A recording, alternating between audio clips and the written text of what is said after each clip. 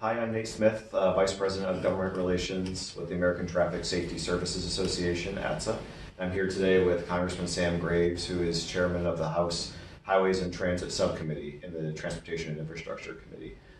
He is one of the leaders on infrastructure policy in the House of Representatives and someone who we at ATSSA count as a really great friend.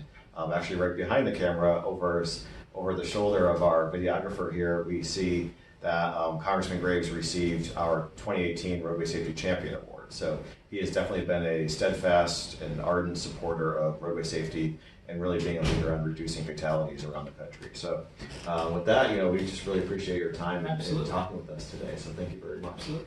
We were talking a little bit earlier today saying that it's Infrastructure Week this week, so this is a timely conversation. So what are your thoughts? There's obviously been a lot of conversation this year about an infrastructure package going from the White House. They released their framework back in February. So maybe I'll just grab some of your initial thoughts on what that framework looks like and where you see the committee and subcommittee going for the rest of the year. The committee will probably start working on it after we finish the WRDA bill. We're going to pivot to WRDA. Probably next week we'll have a bill up. We'll kick it over to the Senate, and we'll start working on a couple of different things. But one of those is the infrastructure package. We probably won't see a bill until after the election, at the very end of this year. There's just a lot of work to do, and it's very all-inclusive. Not only is it highways and bridges, aviation, rail, it's also sewer systems, water systems, broadband. So there's a lot of stuff in there, a lot of committees of jurisdiction, and we're also going to be working on the highway trust fund fix while we're doing that too. So we've got a lot of work to do between now and then, but we'll work on the infrastructure package as we go. So speaking of the highway trust fund, that's obviously the $100 million question. What are some of your thoughts on where we might be going on shoring up that solvency? There's a couple of different schools of thought, but everything's on the table. Everything from gas tax to VMT, tolling, everything's on the table. But the one school of thought is that we should do something right away, very quickly, and that is do something with the gas tax, which I hate to do when we have something that's so regressive. We have more and more vehicles on the road that simply don't pay anything for the use of that road, and more vehicles on the road that are so efficient that we're seeing those dollars reduced. If we're going to expend political capital, and it's going to take a lot to get something done, then I think we go ahead and pivot to something like the VMT. We put $100 million in the last highway bill to study it and to allow the states to come up with alternatives on how they collect their fuel tax. We're seeing a lot of good data come out of that, and we're going to be taking a look at that and maybe pivoting to something different to solve the highway trust fund issue. I just hate to do something with the gas tax and then have to turn right back around and eliminate it for something else. Sure. I know one concern that some people have, and we're supporters of both gas and diesel taxes, but also vehicle miles traveled user fees, is the privacy side of VMT. Do you think that's something that could be overcome? Oh, absolutely, yeah. And this isn't about tracking anybody. Sure.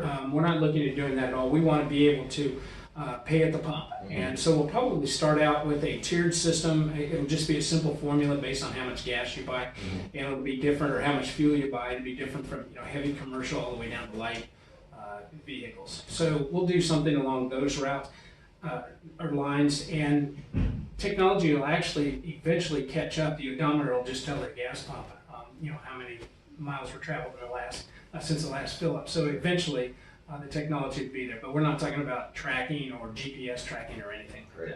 So thinking back to the infrastructure package, as you know, our members manufacture, distribute, and install roadway safety infrastructure equipment like guardrails and traffic signs, pavement markings, etc. Do you see roadway safety infrastructure playing a role in an infrastructure package that Congress works on? I do, because of all the changes in AV technology, autonomous vehicles. We've got to be thinking ahead in terms of what those vehicles are going to need to recognize,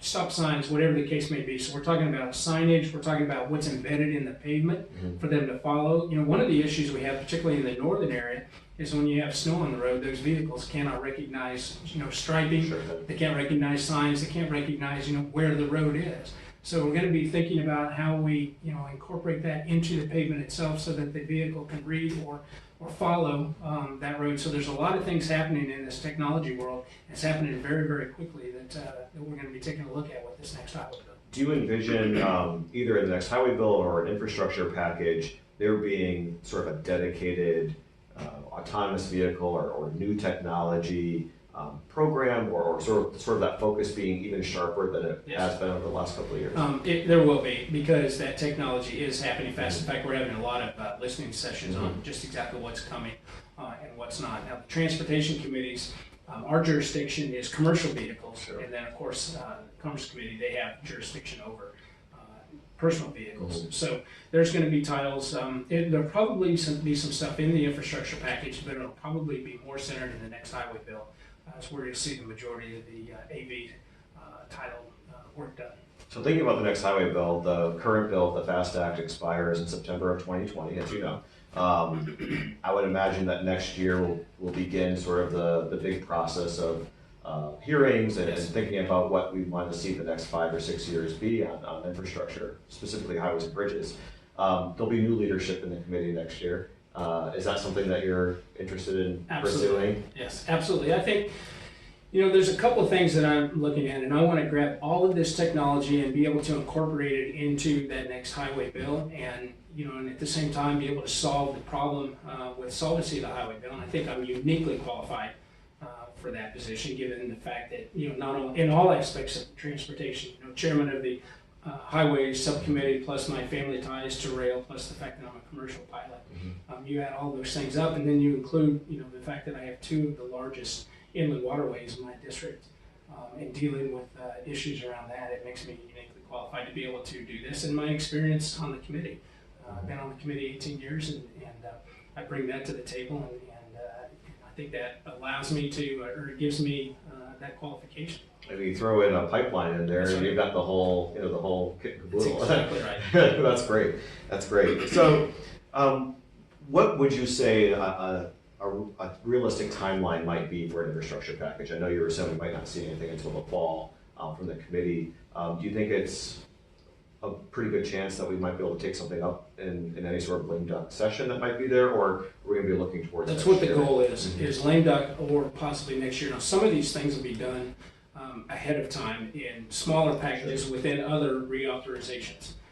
But the bigger package, the overall package, we will not see it until probably lame duck or the first part of next year. We're starting with the fiscal year 2018 appropriations package for transportation, and then just yesterday the appropriations subcommittee released their transportation for mark for 19.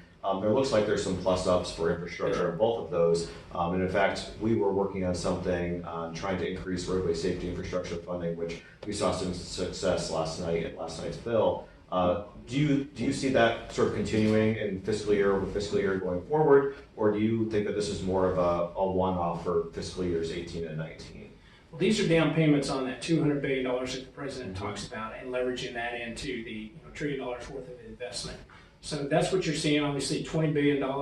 We're in the omnibus that we just passed, and we got the plus up again coming for next year. And I think this is going to be an ongoing thing. This is infrastructure. Infrastructure is something the government should do and should do well.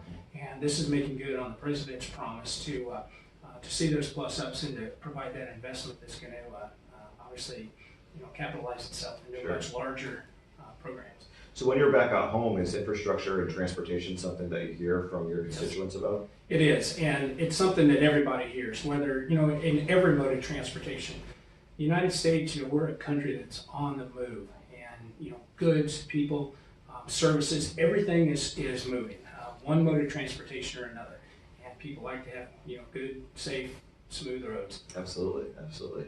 Well, we appreciate your time and your leadership. Like I said, you've been a great friend for safety. We have a lot more work to do in the safety world and saving lives and reducing serious injuries. Always do improvement. Absolutely, but we're happy to work with you and looking forward to working with you to try and achieve sort of a goal of 0 deaths going forward. Thank you. Look forward to it. Thank you very much. See you.